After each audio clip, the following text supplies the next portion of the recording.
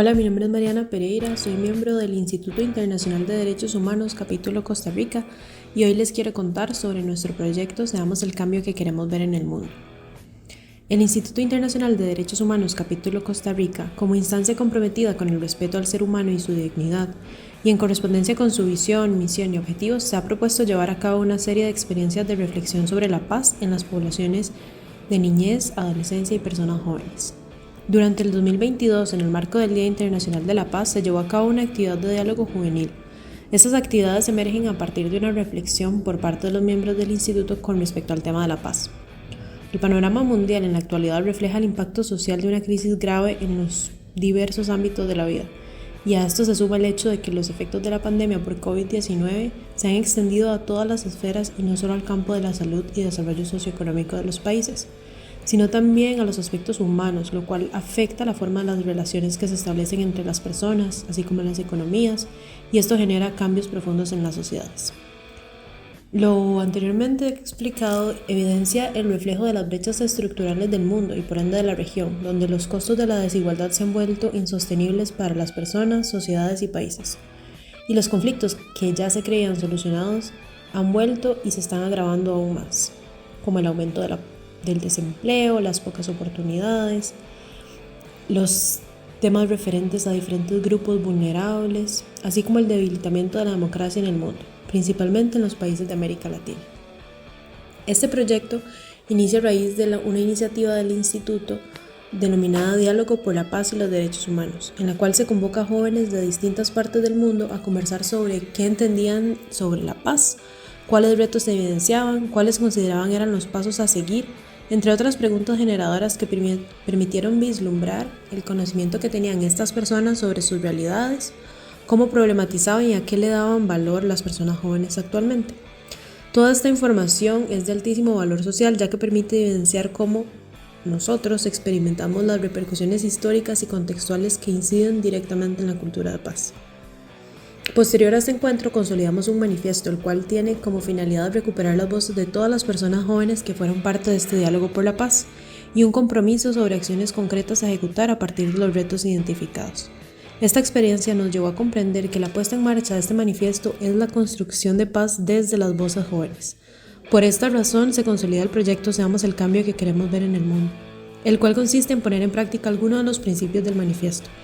Pueden presentarlo personas interesadas en el tema, grupos organizados, instituciones, organizaciones no gubernamentales, inclusive institutos estatales. La convocatoria está abierta para que construyamos paz en conjunto. Todas las iniciativas serán recibidas al correo de nuestro instituto y en septiembre de este año 2023 tendremos el segundo diálogo de jóvenes Seamos el cambio que queremos ver en el mundo, en el cual podremos discutir las iniciativas para la construcción de paz desde diferentes partes del mundo. Tendremos además un tribunal examinador que se encargará de seleccionar 5 iniciativas y en el año 2024 esperamos tener nuestro encuentro internacional de jóvenes por la paz de forma presencial en Costa Rica. Estas 5 iniciativas seleccionadas tendrán la oportunidad de presentar sus resultados en un encuentro mundial por la paz. Les invitamos a sumarse y ayudarnos a construir paz en conjunto.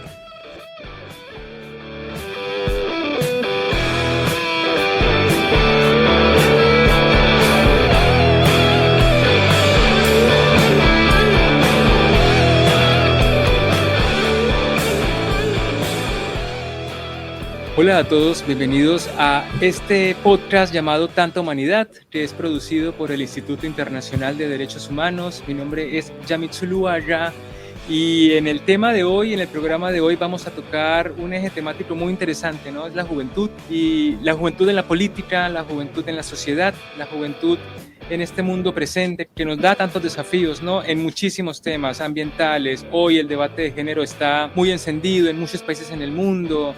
Hablamos de participación política, hablamos de justicia, y para ello tenemos el honor y el gusto de contar con 2 personas, especialistas en el tema, que han trabajado en política y que nos van a hablar un poco de su experiencia y su perspectiva respecto a ciertos temas de los que vamos a estar hablando. El primero de ellos es Jordan Ulate. Él es abogado con una maestría académica en lingüística.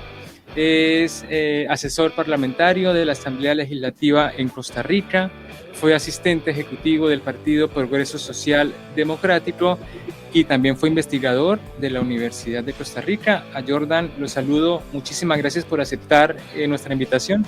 No, gracias a ustedes por la invitación y feliz por estar en este espacio y poder conversar unos minutos acerca del recorrido que hemos desarrollado tanto mi persona como el otro invitado que también está por acá, y gracias de verdad por el espacio. Y también tenemos la compañía de Diego Luciano Macela. Él es licenciado en Ciencias Políticas, también con un recorrido muy amplio en participación ciudadana en Buenos Aires, Argentina, y ahora es también asesor parlamentario en el Congreso argentino. Diego, muchísimas gracias también por estar con nosotros hoy.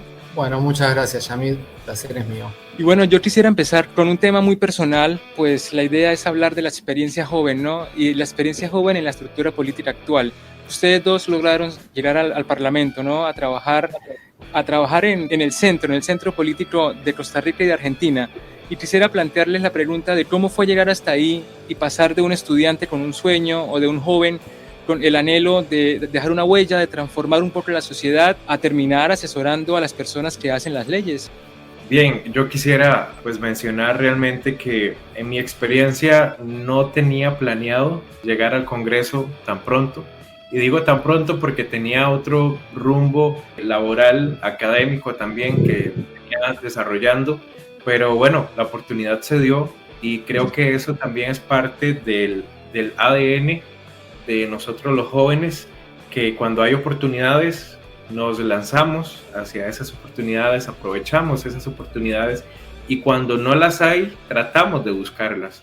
Así que fue un proceso, yo no sé si habrá tiempo para contar todo el proceso, pero en realidad sí debo destacar que no esperaba llegar tan pronto al Congreso. Llego por esa oportunidad que se presenta. Yo estuve trabajando en la campaña política del año anterior como asistente del candidato presidencial y en conversaciones y demás se presenta luego la oportunidad de ir a trabajar al Congreso con el mismo partido pues, oficialista al que pertenecía el ahora presidente de nuestro país, y pues así llego. Estuve sí trabajando fuertemente en la parte política desde los movimientos de juventud de nuestro partido, pero bueno, se presenta la oportunidad, lo aprovecho y es diferente estar ya ahí con las personas que toman decisiones, ya es completamente otra perspectiva que uno como ciudadano, como costarricense tiene desde afuera, así que ha sido toda una experiencia, todo un reto también porque hay asuntos del sistema a los cuales hay que adaptarse, pero feliz porque sí era un sueño, sí era una meta que llega antes de lo que tenía tal vez yo visualizado, pero que no, llega y ahora sí, vivir esa experiencia, vivir esa realidad y aprovecharla y disfrutarla para influir desde esa posición. ¿Y crees, por ejemplo, que es posible que cualquier joven alcance ese sueño, de pronto no tan joven, pero sí hay cierta idea o funciona cierta igualdad de acceso a la justicia y de acceso al poder político, por lo menos hoy en Costa Rica? A ver, me encantaría decir que sí, que todos pueden acceder a un trabajo, a un puesto en el Congreso de la República, pero no es la realidad. No es la realidad porque no es sencillo, hay que prepararse, hay que estudiar. Bueno, pues nosotros tenemos una sola cámara y no tenemos senadores, tenemos diputados. En nuestro sistema, el cuerpo de asesores en su mayoría son personas jóvenes, pero esas personas jóvenes tienen un trayecto académico o de experiencia o de participación política amplio.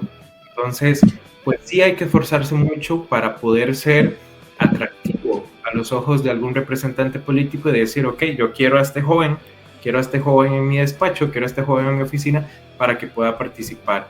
Porque, a ver, tal vez las puertas sí están abiertas para todos, pero no todos son elegidos a ocupar esos puestos.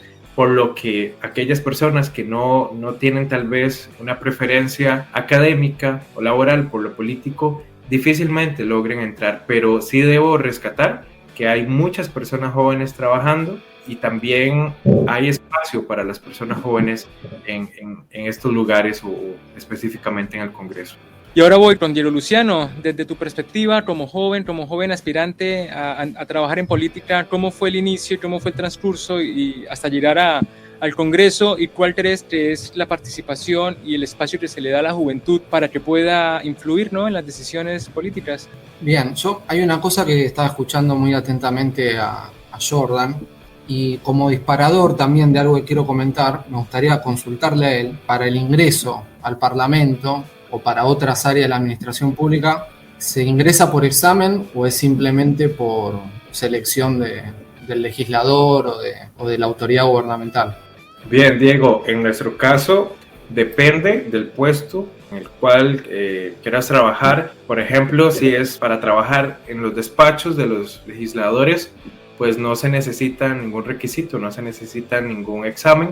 Es decisión del legislador a quien nombra en su oficina, pero para puestos más administrativos, más jurídicos, por ejemplo la oficina de jurídicos o de parlamentarios que tenemos acá, que son todas las personas que se encargan del análisis de los proyectos de ley, sí necesitan un recorrido ya previo dentro del sistema del Congreso para poder ser nombrados ahí, pero en las oficinas y despachos de los legisladores no se necesita, por lo tanto es común que estén disponibles los espacios para personas jóvenes. Claro, entiendo. Yo quería remarcar este tema, porque por ejemplo aquí en Argentina la única área de la administración pública a la que se puede entrar por un examen es la Cancillería. Digamos, ¿por qué planteo este tema? Porque la verdad para los jóvenes, como en mi caso, que hemos estudiado ciencia política, tenemos una vocación, que tenemos una formación profesional, es realmente muy difícil ingresar o a la administración pública o al Congreso o incluso en puestos de más o menos decisión dentro de un partido político, porque la forma en la que está estructurada la administración pública favorece mucho, bueno, lo que es decimos acá, el acomodo de familiares, el ingreso de personas que no vienen de una formación que los prepare para elaborar política pública, para entender la sociedad, para entender las instituciones. Entonces hay mucho oficio y poco desarrollo profesional del área. Y me parece que, aunque no pasa eso en todos lados, porque en otros lados, aunque no hay examen, hay una selección auténtica por requisitos. Yo voy a decirte que a mí en lo personal, por eso respondiendo ya a lo que me preguntaba Yamid, la verdad que fue muy difícil poder entrar como asesor parlamentario, siendo que yo tengo un título en una carrera que me habilita perfectamente a hacerlo, porque bueno, no hay un lugar donde uno se pudiera acercar a presentar un currículum o dar un examen para ingresar. Uno tiene que llegar siempre o alguien que esté dentro, o un amigo, o un familiar, y bueno, a veces puede ser esto un poco frustrante, digo la verdad, porque bueno, uno conoce muchas personas muy brillantes que se dedican a la política, que piensan, que producen conocimiento intelectual y que no han podido. Quizás están trabajando de cualquier otra cosa por la necesidad de trabajar también y lamentablemente no se podrían estar dedicando a construir a una administración pública más eficiente, ¿no? Y por ejemplo, ¿crees que, esa rigidez que tienen las instituciones en nuestros países, no sé si en todos, hace parte del desencanto que los jóvenes sientan hoy por la participación política? Porque si bien hay temas que son muy, por ejemplo, mediáticos, ¿no? Aquí en Argentina, con la cuestión del aborto, el medio ambiente, siempre hay como movimiento social y movimiento en redes y en los medios de comunicación muy fuerte, participan los jóvenes, pero a la hora de presentar proyectos, de participar, hay como un desencuentro entre esta justicia y en esos parlamentos muy rígidos y muy estáticos, con estructuras muy sólidas, y encontrarse con la militancia que implica cierto sacrificio, ¿no? Los militantes trabajan casi que a voluntad, trabajan sin recursos, casi que sin seguridad, mucho riesgo y amenazas. ¿Crees que hay un antagonismo entre la estructura política como la democracia hoy nos las plantean esos países y la posibilidad de un cambio real liderado por jóvenes? Sí, total. Te digo, yo mi experiencia como militante político, como decís vos, fue una experiencia puramente a voluntad, de dar, solo de dar a cambio de nada, digamos, de generarle un capital político o a un partido o a un candidato que después él lo negociaba en la alta esfera. Y bueno, yo creo que eso sí genera una desconexión, porque por este mismo fenómeno que te digo, hay mucha gente en la administración pública que lleva quizás más de 15, 20 años de trayectoria, por decirlo así, y no tienen preparación profesional, pero ¿qué pasa? Por la antigüedad, por los vínculos y por otras cuestiones, están, como decir, atornillados, digamos, sus lugares y no permiten un recambio. Simplemente están ahí porque, bueno, fueron acuerdos políticos, partidarios, o por ejemplo les dieron lo que se llama aquí una planta permanente, que es cuando uno ya no puede, digamos, desafectarse del trabajo. Bueno, se lo dieron porque quizás la persona dijo, bueno, yo tengo una familia, me quedaría sin trabajo, digamos. O sea, todo respondiendo siempre a un criterio muy alejado de la vocación política. claro. O sea, no hay vocación y tampoco hay creatividad. Me parece que hay algo que vos decís muy interesante, que nosotros no solo podemos aportar creatividad, sino que nosotros tenemos una lectura más contextual. Y me parece que hay un montón de cosas que están pasando que a mucha gente de la administración pública queda superada, ¿no? No sé qué opinará Jordan. Sí, pues yo quisiera agregar a lo que conversaba Diego. En general acá, al menos el caso de Costa Rica, entrar a la administración pública sí es complejo, ya es diferente. Si salimos del espacio meramente del Congreso, es complejo porque igual creo que a esto último que Diego ha llamado, que se le otorga a los funcionarios, acá nosotros le llamamos plaza. Cuando ya el trabajador ha alcanzado una plaza que fija, ya tranquilo porque ya consiguió su trabajo, nadie lo va a sacar de ahí. Nosotros tenemos un mecanismo que es común en toda la administración pública que se llama servicio civil. Servicio civil se encarga de filtrar a las personas, realiza las pruebas de idoneidad, de habilidades para cada una de las personas que van a trabajar en la función pública. Pero no todas, otras pues son nombradas paulatinamente y ya una vez que logras entrar a la institución, pues vas creciendo de puesto en puesto, sin embargo es difícil. Y uno de los más difíciles, por ejemplo, el Poder Judicial, que son muchos funcionarios en el Poder Judicial, pero de momento lo que se acostumbraba era que trabajaban, por ejemplo, personas que se graduaban de Derecho o de Leyes que querían trabajar en el Poder Judicial, tenían que trabajar mínimo un año gratis para el sistema y si había una incapacidad o algún espacio o alguien ya se jubilaba, tal vez se consideraba. El gran dilema es que eran listas grandes de personas que estaban tratando de encontrar una oportunidad.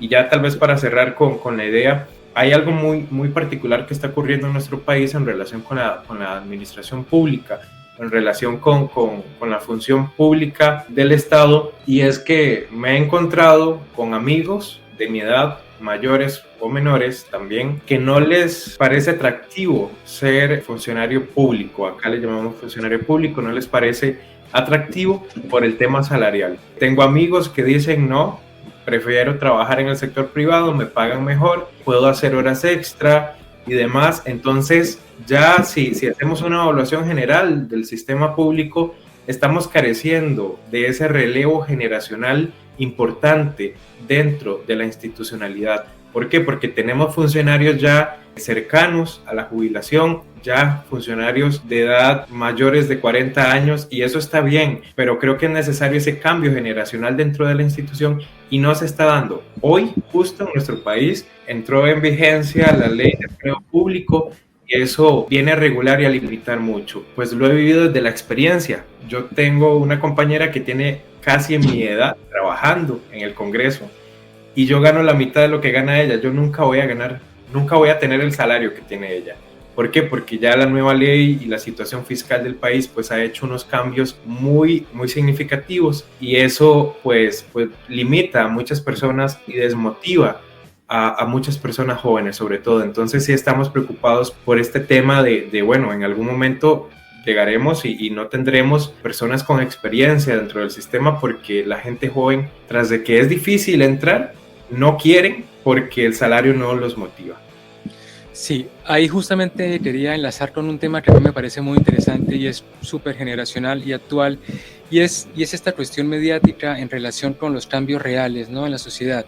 Pongo por ejemplo, un ejemplo, ¿no?, la cuestión del cambio climático. Hay jóvenes, ¿no?, hay movimientos, hay personas dedicadas a planear un mundo mejor, un ecosistema sostenible. También hay figuras públicas adheridas a este tipo de asuntos, ¿no? Como por ejemplo Greta Thunberg, que se convirtió en una ola. Luego, ¿cómo se traduce esos impactos sociales en los jóvenes? Pueden ser modas o pueden ser pasajeros a, por ejemplo, una regulación política que sí obligue a las empresas a reducir la contaminación, que obligue a los países a firmar tratados internacionales, que en realidad genere un impacto en la economía. Pues una cosa es que estemos todos de acuerdo en que hay que contaminar menos y otra cosa es que efectivamente las empresas en el mundo y sobre todo en las grandes potencias se comprometan y cumplan a reducir sus emisiones tóxicas.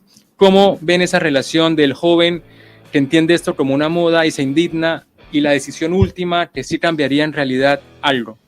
Sí, no, estaba pensando, justo dijiste el caso de Greta, me parece que ahí hay una clave, porque yo creo que ese tema, el tema del cambio climático y otros temas así muy de la agenda actual, parece que siempre empiezan en la calle, ¿no? De alguna forma. Aunque hay tema del cambio climático siempre ya lleva más tiempo, digamos, desde los 70 te diría o antes. En realidad la urgencia, digamos, y el despabilamiento de las clases gobernantes con el tema van respondiendo un poco al ritmo de protestas, ¿no? De protestas por situaciones, no sé si recuerdan acá en Argentina cuando fue lo de unas plantas de papel que querían poner en el río Paraná, se movilizó toda la población. Entonces yo creo que eso empezó primero en la calle, por ejemplo, por decirte acá en Argentina, con movilizaciones, con actividad, después quizás no acá, no ha sucedido, quizás después Jordan nos podrá contar en Costa Rica, pero acá no se conformó un partido verde.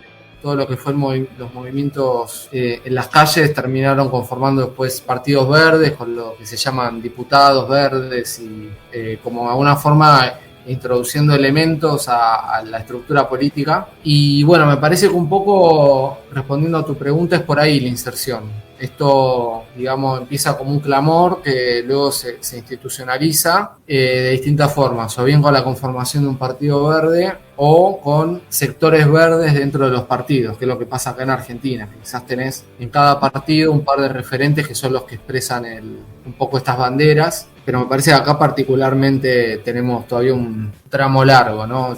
¿Y sientes que hay una decisión complicada en un joven que tiene que decidir entre militar por el medio ambiente o trabajar para una gran empresa que contamina? Pues que nos comentaba un poco Jordan, ¿no? También el joven tiene la posibilidad y el deseo de una vida mejor, y esa vida también en muchos aspectos es materialista. Un sueldo mejor, por ejemplo, la gente que estudia ingeniería. Hay en un punto una ramificación en la que el joven tiene que decir, o mantengo cierto esquema ético para cuidar el ambiente, o trabajo para esta empresa que se le contamina, pero sobre todo está mi futuro individual.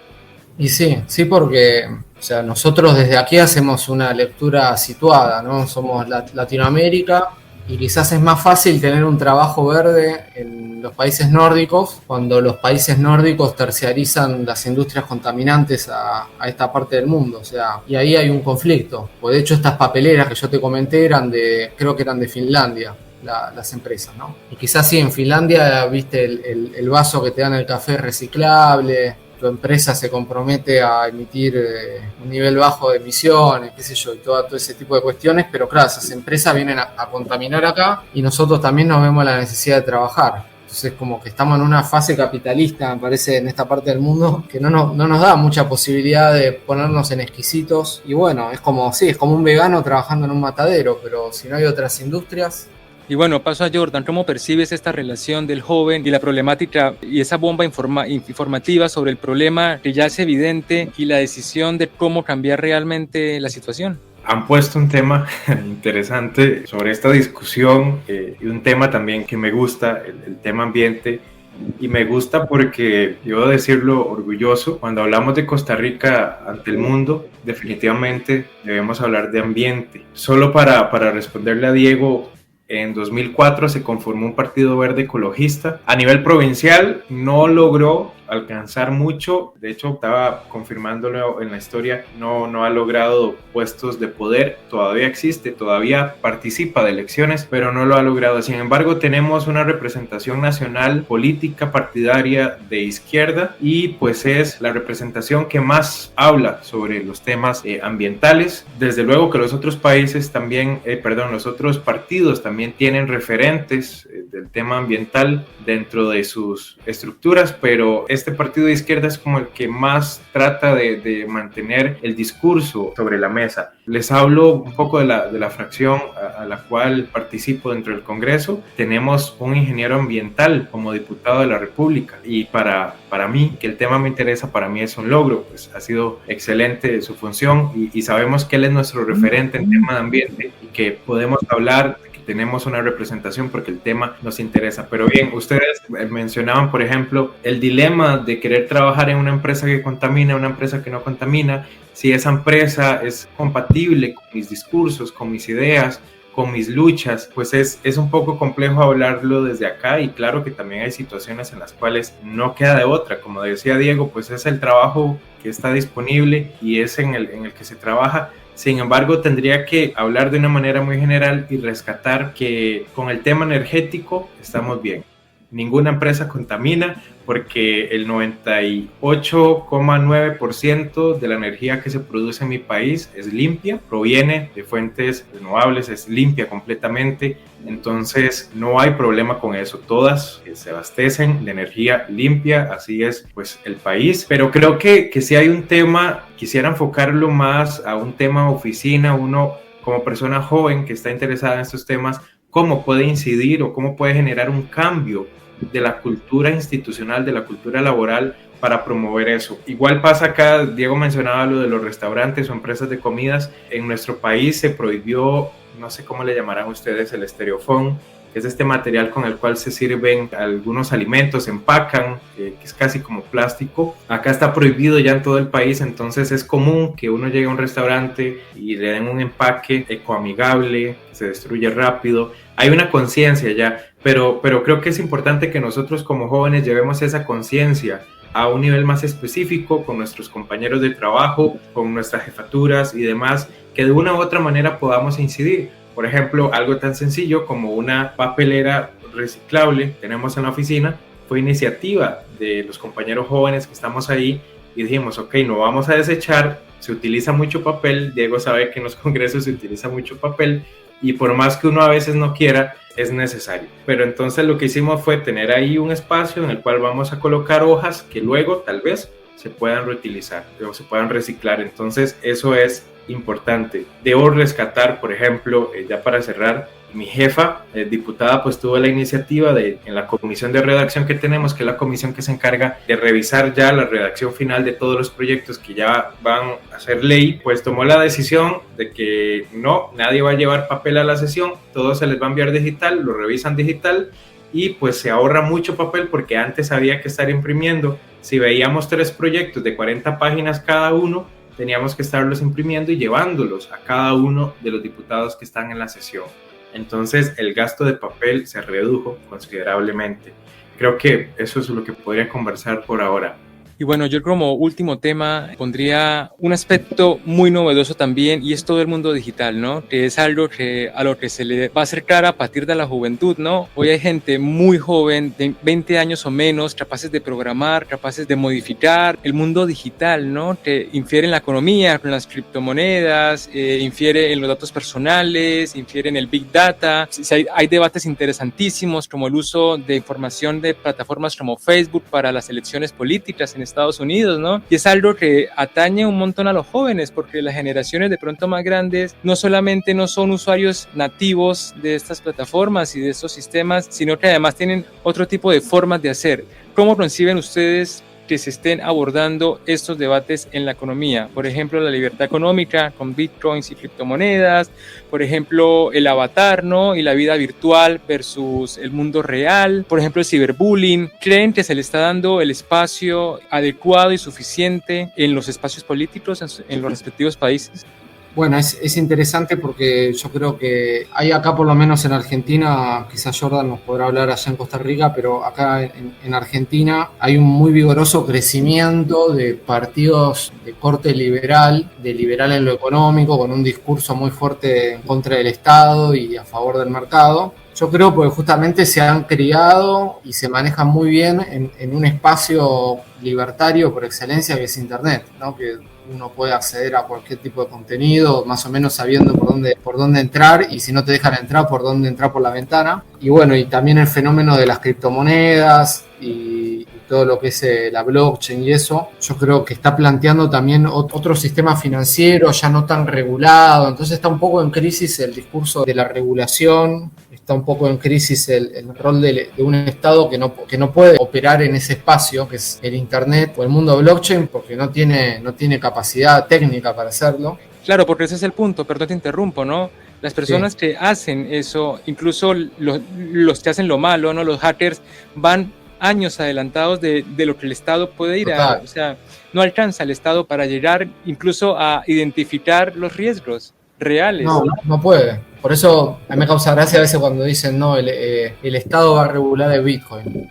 El Estado no puede regular el Bitcoin. El Estado lo que puede hacer de última es regular alguna plataforma donde uno compra Bitcoin. Pero el Bitcoin es descentralizado, entonces no hay forma de incidir ahí. Después con el Internet también. O sea, te pueden bloquear páginas. Yo no lo sé hacer, pero sé que se pueden bajar navegadores que te permiten entrar a la Deep Web o cualquier cosa. Entonces me parece que ese fenómeno, sumado a, por ejemplo, en nuestro país, décadas de frustración en la economía nacional, es como un combo que está generando toda una movida juvenil importante con un discurso antiestatal. Me parece un poco por demás individualista, en algunas cuestiones poco empático, pero bueno, es lo que está pasando. Pero también está pasando, y con esto ya termino, porque no hay desde el Estado alguien que diga, bueno, a ver qué propuesta podemos hacer para esta gente, sino que simplemente no se lo como si estuvieran considera. evadiendo el tema, ¿no? De alguna forma. Claro, como si fuese una marginalidad. Entonces, y bueno, y esto pasa también porque no hay muchos jóvenes en la administración pública que digan, hey, a ver, vamos a ver cómo trabajamos este tema, cómo tenemos un discurso para contener este tema. Y bueno, eso después termina cayendo en manos de personajes. Y por ejemplo, eso que decías es muy interesante, esta cuestión de que el Estado pierde poder en el mundo digital. ¿Podríamos plantear o fantasear con que en Internet y en la virtualidad es donde se puede asistir un protoanarquismo, un lugar en donde no haya reglas? Sí, esa es la idea, digamos. La idea del Internet es esa, y la idea de las criptomonedas es esa al cuadrado, digamos, porque no solo, digamos, uno a través de una red blockchain no solo intercambia criptomonedas, sino información, contratos, digamos. Y a diferencia del Estado, que el Estado, por ejemplo, como pasa en China, te puede prohibir el acceso a unas páginas de Internet, el Estado no puede meterse con la blockchain, porque la blockchain es descentralizada. O sea, tendría que intervenir toda la red a nivel mundial con todos los nodos que están distribuidos en todos los países. Pero bueno, es un tema extenso, pero es interesante lo que preguntás, y me parece que es por ese lado, es por el lado de que no hay una caja de resonancia en los estados para este tema. Y ahora pasamos a Jordan. ¿Cómo ves el mundo digital, sus riesgos, sus oportunidades y sus amenazas a la par con el Estado en Costa Rica? Creo que no es muy diferente lo que tengo que aportar en relación con lo que ha dicho Diego. Y me gusta el tema porque realmente estos son temas diarios que nosotros como jóvenes tenemos, pero que han sido muy, muy innovadores para el Estado, para temas políticos, porque pues nosotros siempre tratamos de estar en línea con el mundo, estar en la tendencia, y los procesos políticos son muy lentos, los procesos estatales son muy lentos. Entonces, pues, vea, en Costa Rica en octubre de 2022, precisamente, un partido político de corte liberal, como decía Diego, presentó un proyecto que se titula Ley de Mercado de Criptoactivos. Ok, estamos hablando de criptoactivos, no he tenido la oportunidad de leerlo a profundidad el proyecto, posiblemente sea ley, pero puede que cuando este proyecto ya sea ley, ya no estemos hablando nosotros de criptoactivos, ya no estemos hablando de bitcoins, estemos hablando de otros temas que ya son la tendencia en la sociedad y en el mundo, desde luego. Entonces es muy interesante porque sí, los procesos estatales, políticos y legales son muy lentos, no van tan rápido como vamos nosotros. Desde luego que con el tema digital y el tema de redes sociales también es sumamente interesante porque no va al mismo ritmo, entonces es complejo de resolver. Sí ha estado el tema, al menos en Costa Rica sí ha estado el tema, y el actual presidente, cuando fue candidato, en una de las entrevistas con un medio joven, por cierto, le consultaron acerca de estos temas, no sé si está bien que lo diga, pero lo voy a decir. Igual está en esa entrevista, el presidente tiene criptomonedas, entonces sabe, además es economista, entonces sabe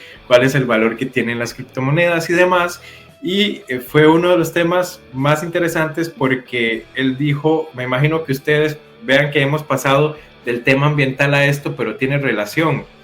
Ustedes saben que generar bitcoins, criptomonedas, dedicarse a la minería propiamente es un gasto energético enorme. Y también se ha hablado de contaminación ambiental y es una realidad con la cual tendremos que resolverlo, porque sí, no podemos tener el doble discurso de que quiero criptomonedas, pero también soy ambientalista o también me interesa el planeta. Bueno, entonces el presidente dijo, bienvenidos a Costa Rica, vengan a minar a Costa Rica, las energías son limpias en nuestro país, perfectamente pueden venir y ese alcance o ese peligro contra el ambiente puede disminuirse bastante. Así que ha sido muy interesante, por ahí ha estado la discusión, se ha peloteado, como decimos acá en Costa Rica, el tema va por allá, viene por acá, pero no se ha tenido una discusión seria o no se ha definido una ruta, sobre todo porque, como lo decía Diego, el Estado poco puede intervenir en esto, más que una regulación general, pero realmente no se puede controlar. Y quisiera hablar del tema también de conectividad, internet. Ya hace unos meses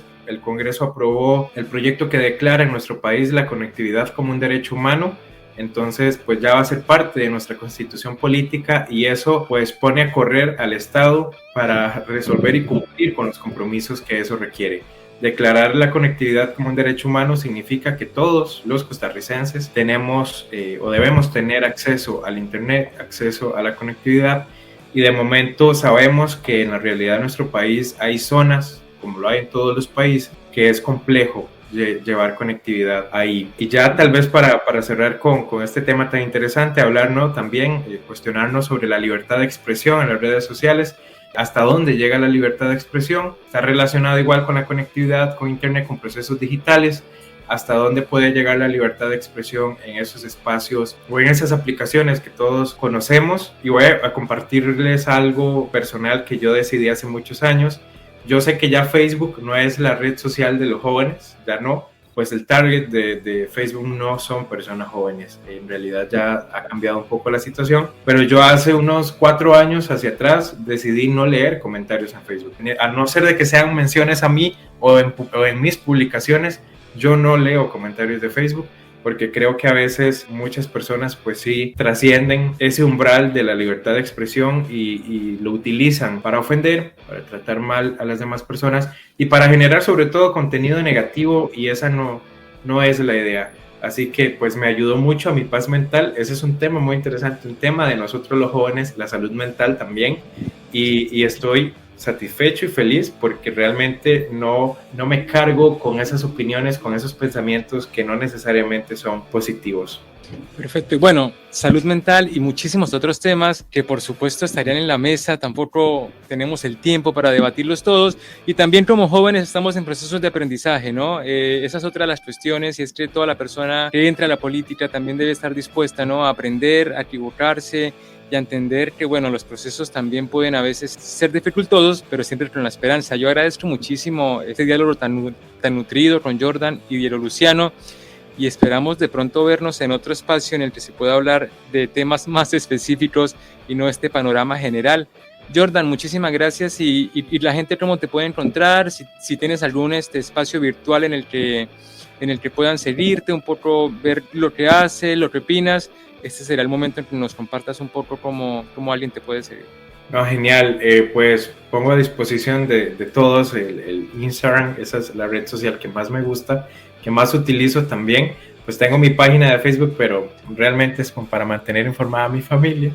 Casi nadie interactúa ahí, pero mi Instagram sí está al acceso de todos y es @sr_dondi, que es mi apellido, Dondi, con I normal, no Y, ese es mi Instagram, y pues ahí pueden seguirme, yo lo sigo de vuelta. Y Diego Luciano, la gente cómo te encuentra para seguir tus opiniones en política y en todos estos temas de los que hemos venido hablando. Yo por un tema también de salud mental, algo muy parecido a lo de Jordan, pero de Instagram, bueno, me retiré un tiempo. Igual, si quieren seguir algún contenido un poco más de estos temas, estoy en Twitter como @Diego Macela, con doble Z y doble L. ahí me pueden encontrar. Y bueno, ahí generalmente comparto alguna opinión, algún intercambio, pero bueno, será también un tema para hablar en un momento en las redes sociales, porque bueno, cuando uno empieza a hacer se da cuenta que poco pasa por esos espacios, que son más que nada un ámbito un poco extraño de la política. Pero bueno, gracias Yamil por haberme invitado acá a compartir un poco. Y a nosotros no olviden seguirnos en @IIDHamerica en Instagram y en Facebook, y nos vemos en el próximo episodio de Tanta Humanidad, el podcast del Instituto Internacional de Derechos Humanos, capítulo para las Américas. Buenas noches.